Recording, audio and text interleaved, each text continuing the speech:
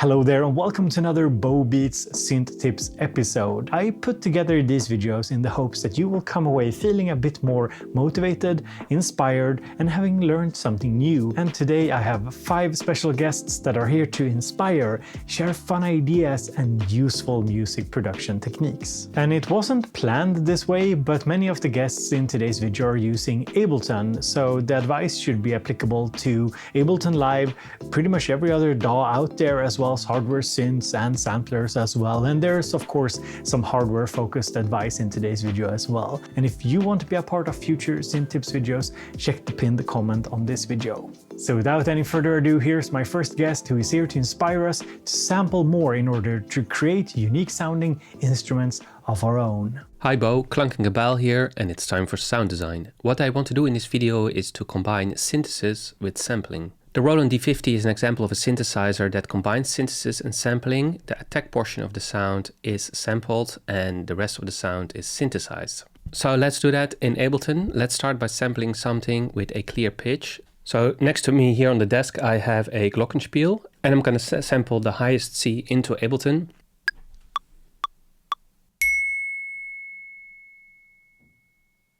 I'm going to drag it into sampler, and now we can adjust some settings and we can play it over the keyboard. So we start with adjusting the start and end point. So let me zoom in on this. Let's play the original pitch. And as you can see on the tuner, the sound is a little bit sharp, so I'm going to detune it, -6.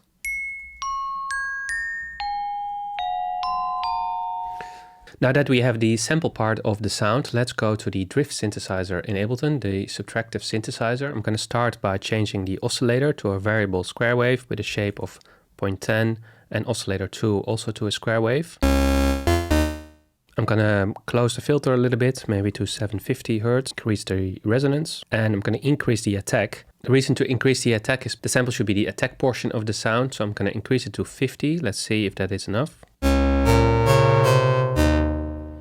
And the other thing I want to do is to use an LFO to modulate the filter frequency cutoff. So I'm going to map this and I'm going to do 5%. So there's a little bit of movement of the filter.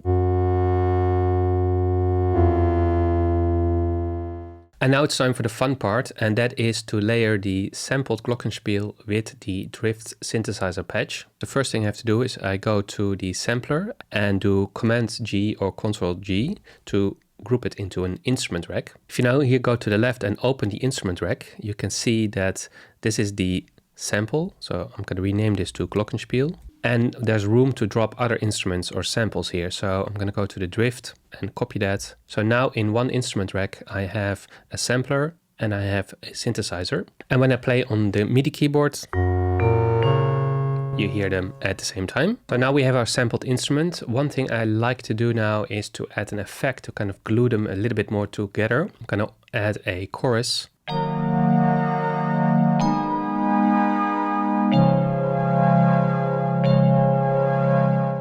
So there you have it, an instrument created by sampling an acoustic instrument combined with synthesis. And this is really fun to make, and you don't have to limit yourself to acoustic instruments. You can sample any kind of sound, any kind of object. There are really no limits when it comes to sampling. Keep making music. Thanks for having me, Bo. Back to you.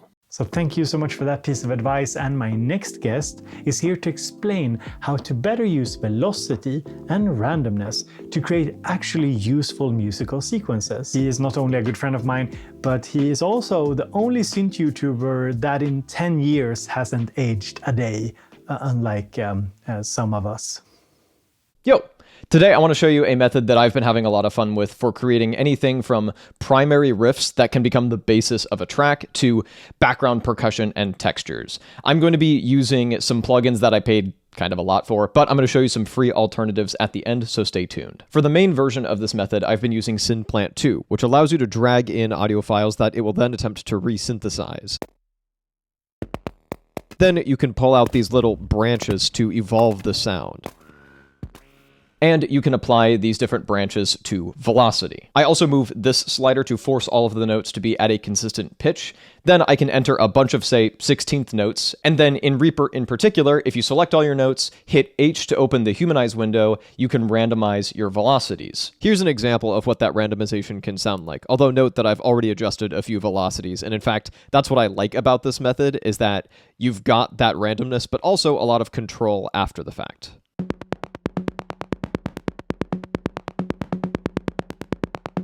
I'm hearing a potential hook in that beginning section, so let's loop that. To spice things up a bit, I'll then run that through a couple of layers of glitch plugins, in this case, Infiltrator 2. And that became the basis for a track.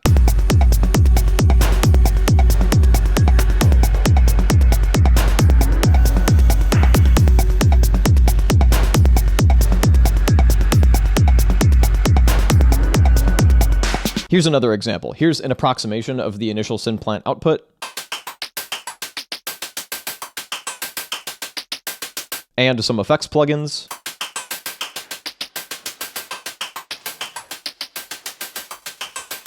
And that became the basis of a track once I started layering extra percussion and some big old chord stacks on top of it.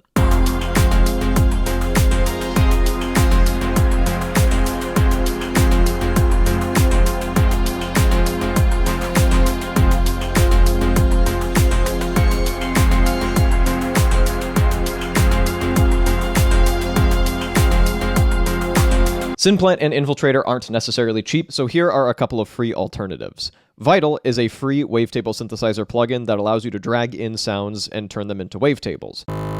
And you can modulate any parameter with velocity.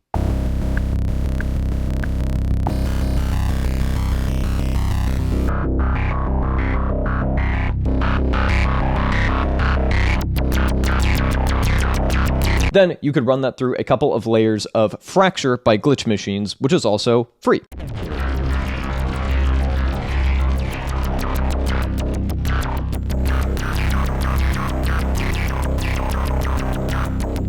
And regardless of the tools you use, hopefully this gives you a framework for using controlled randomness to help you come up with new ideas.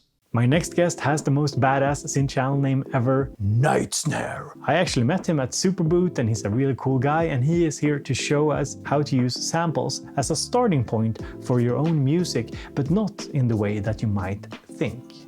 Hey everyone, thank you Bo for giving me the opportunity to give you guys this tip for today. What I want to do is explore what happens if you are into synthesizers but maybe are not the best keyboard player, and what you can do if you want to make really cool sounds but you're looking to get something out of your keyboards that's maybe something a little bit more cool than what you can kind of do on your own. You know, for you who might be playing the keyboard and kind of getting the same sounds or not really being able to experiment to some cool scales or something like that, this is the tip that's going to open up a little bit more musicality for the people who don't know really how to play music, okay? Like me. Okay, so I'll open up Live, and then what I'll do is I'll open up also a instance of Loop Cloud. And with Loop Cloud, if you guys don't know what it is, it's basically a sample library. There's millions of samples on here, and you can find things that are cool or whatever and put them in your music. But what we're gonna do today is something completely different. So what I wanna do is look for a sound that I think is cool, okay? And I found something that I like, okay? This is fine. Now, what I want to do, I'm going to export this, okay? And then what I'm going to do is I'm going to record it slightly differently. From here, I'm going to get the Loop Cloud direct in, and I'll record by connecting the two different sequencers. Now they're both playing together. So I'll connect the sequencers so that Live launches Loop Cloud, and I'll hit record here on Audio 3, and I can get the audio that I was listening to on Loop Cloud, okay? But that's not what I want. I don't want that audio, okay? What I want to do, and most DAWs will give you some kind of way of doing this, is I'm going to right click and I'm going to convert that into MIDI. And what happens in Ableton is that almost always it will play a sound similar to the sound that you played. So it's coming up with a sound that's somewhat similar. But again, I don't want that either, right? So what I'm going to do is take that MIDI and bring it over to a new MIDI track. And as you can see, it's a super chaotic MIDI file because it's identified some of the notes, but it's misidentified other notes, and that's what's kind of cool. What I can do now is I can go into my own instruments, right? So I can go into some external instruments I have maybe, and I can put in, let's say, the TO5. So again, now I'm not using that audio anymore, I'm only using the MIDI. And suddenly,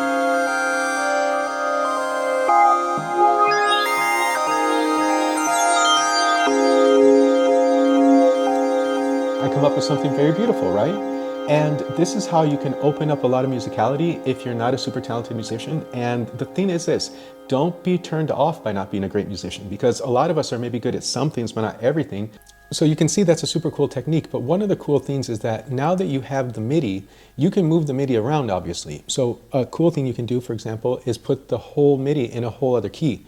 So if I highlight everything and I go, let's say I put it in, I don't know, like A, Dorian or something like that, and I go fit to scale, now all of a sudden,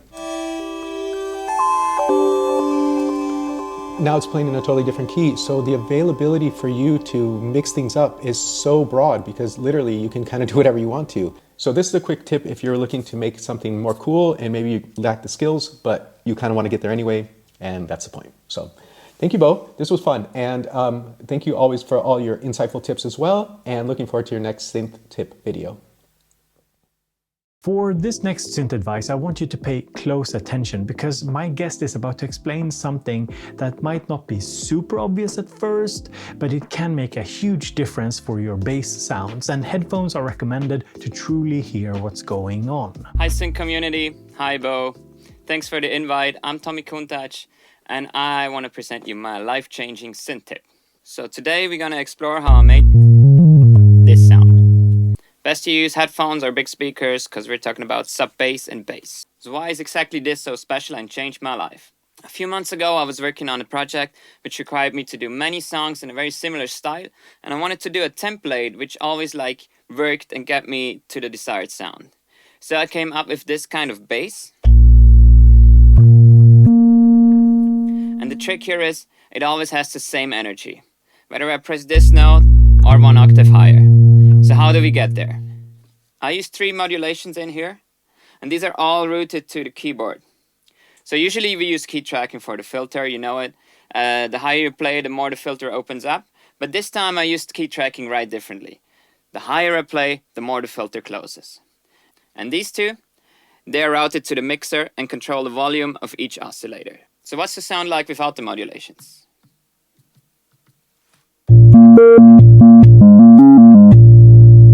Still a cool bass sound. It kind of would work, but the higher I go, the more it loses power. So how does this work? We have a higher oscillator and a lower oscillator. Both levels are routed to key tracking.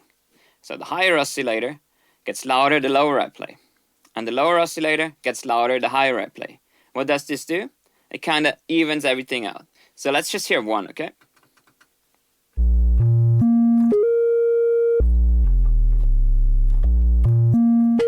Hear that? This one is much louder than this one. And the other one does exactly the opposite. Let's hear them together.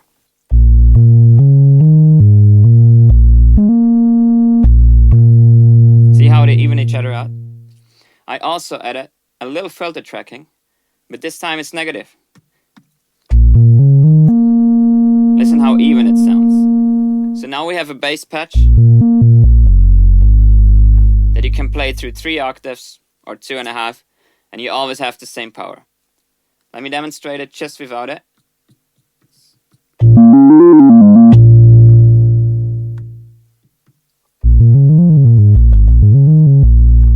Very different, right? So how did this change my life? Well, I was a lot quicker with my project, because no matter what key the song was in, I always had a powerful sub bass. And on top of that, I use it now for any song I do. To be honest, I mostly use software for this, but Bo asked me to show it on a hardware synth, and we all love hardware synths, do we? What I also found is you can do it with morphing, for example with the polybrute, morph from sound A to sound B, as you go up or down the octaves, or basically any hardware synth that has a modulation matrix. So thanks again for having me, Bo. Thank you for watching, and I hope you find many more life-changing synth tips. See ya! My last guest for today's video is here to give some modular advice, but he will also show you how to do the same thing in Ableton Live. Hi, I'm Pattern, mastering engineer at Incidence Studio, and I'm going to show you how you can unlink the triggers for your notes, for the melodies, from the triggers for your filters to create more complex and more interesting sounds. So here we have a classic sequence. You see the first LED triggering the notes. Now I'm adding the second one.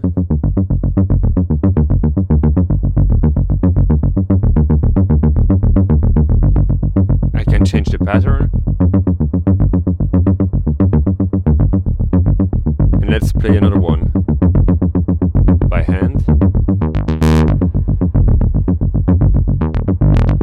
And let's record that movement.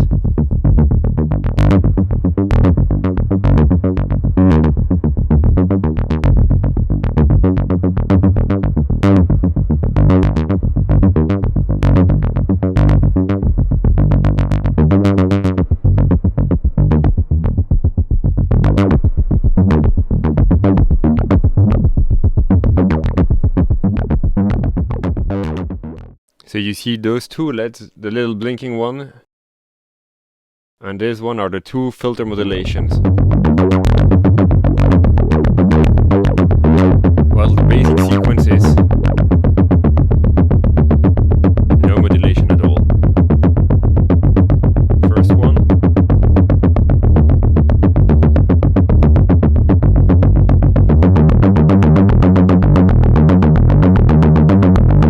Adding the second one.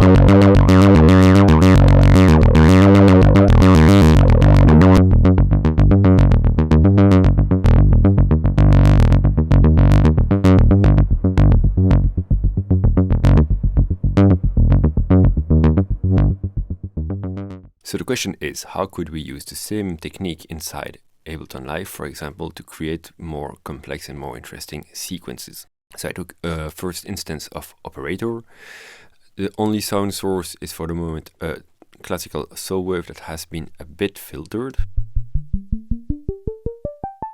as you hear.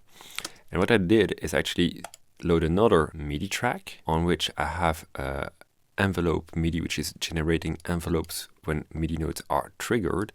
And this one I mapped, click map, and I mapped on the filter of my synthesizer. And now if I'm playing other MIDI notes,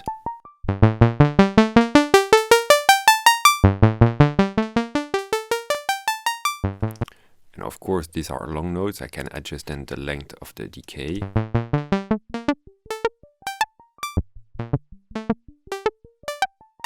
We can also create longer sequences, or even with other impacts, things like that. If I would play something lower in pitch, just like a bass line.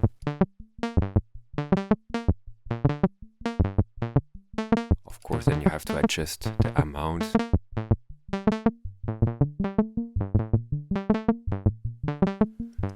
Then you can also add another filter after that one, that first one, with an auto filter, and doing the same principle, a MIDI sequence, mapping this then to the frequency of the second filter.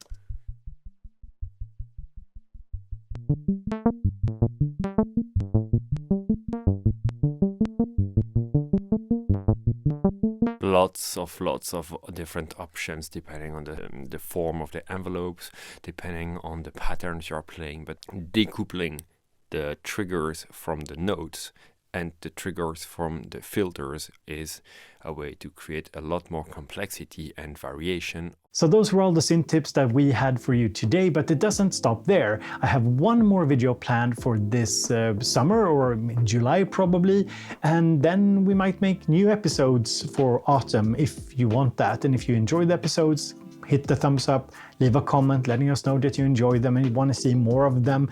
And if you're interested in being a part of these synth tips videos, check the pinned comment as well. Whether you are a synth YouTuber, somebody just enjoying synths, or a professional producer, I think that you might have something valuable to share with the world, and it would be fun to see more community members join in on these videos. So check the pinned comment.